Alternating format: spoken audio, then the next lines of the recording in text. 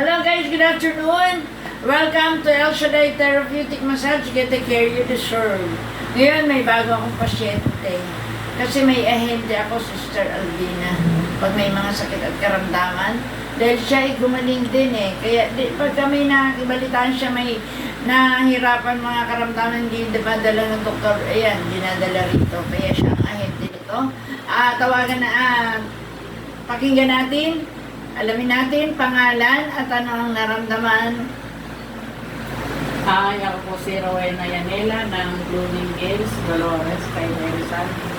Nung dinala ako dito, nararamdaman. Pero nung inipo niya ako, dinalaw niya ako, parang naging maganda yung pagkaramdam ko. Oh, talaga? Ano sabi ng doktor? May karagaw ako sa puso. Pero sumasakit ang puso mo. Yung sumasakit ang puso ko nahihingal. Pero siguro nga dahil baka doon sa mga bara-bara, yun yung alam mo magpapatanggal. Yung nahihingal mo, parang gumising ka na. Parang gumising mga ugat. Parang nabuksan. Parang dumaloy. Oh, dumaloy. Parang dumaloy yung dugo. Doon. Kanina parang mga hirap huminga, parang ganon. Kasi yung sikmura, pag ang taong may sikmura, hirap Kasi yung Mais yung pakiramdam ko. Mais ang pakiramdam. Talaga? Mag-invite ka. Sino ang nagdala dito sa'yo? Si po mga Albina. Okay. Pero malamang, may dadalhin din ako dito. Talaga. Ano masasabi mo kay Lord? Okay po, thank you Lord. Sana po ito dito ng aking nararamdaman na mawala lahat po ito. Tuloy-tuloy. Kaya lang, hindi lang ngayon. Kasi matagal na yun. Kaya dapat magkakaroon ka ng another session. Another session. Para tuloy-tuluyan na matanggal yung mga bara. Kasi, pagka isang beses lang. Kasi ang dami mga matitigan. Leeg, balikat, kamay, mga paa. Dahil bukol-bukol. Yun. So, natikman mo. Kaya, yun, dami ng... Ilang beses ka na nagpa-doktor? Pero ngayon lang ako nagpa-doktor, kaya lang marami na akong nararamdaman. Na talaga?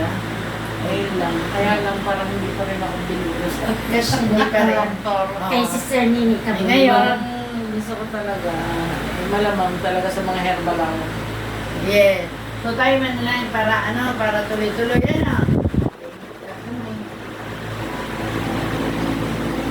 Masarap ang pakiramdam talaga. Talaga. Okay, dakilang Diyos ang pagpalain. Salamat sa biyaya mo. Patuloy pagpalain sa Rowena. Dalayan ko namin na patuloy ilagay sa puso niya, pananampalataya. Pagkat dito ang tunay na nagpapagaling ay ang Diyos. Sabi mo, O Diyos, ang sino man lumalapit sa iyo, kailanman hindi mo bibibiin. At ang saan man may dalawa nagkasundo sa panalangin, ay iyong tutukunin.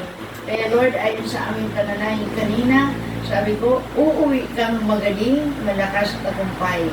At totoo nga, pagkat ikaw ang Diyos na tapat at totoo sa iyong pangako. Salamat po, Panginoon, binabalik namin sa iyong parangal. In Jesus' name, amen. Sabi Panginoon, salamat po sa kalakasan, kalusugan, kagalingan na aking naramdaman na ikaw ang Diyos na bigay. Sa ngalan ni Jesus. Amen. Amen. Okay. God bless. Don't forget to like, share, and subscribe. Bye-bye. Sige po. Yes.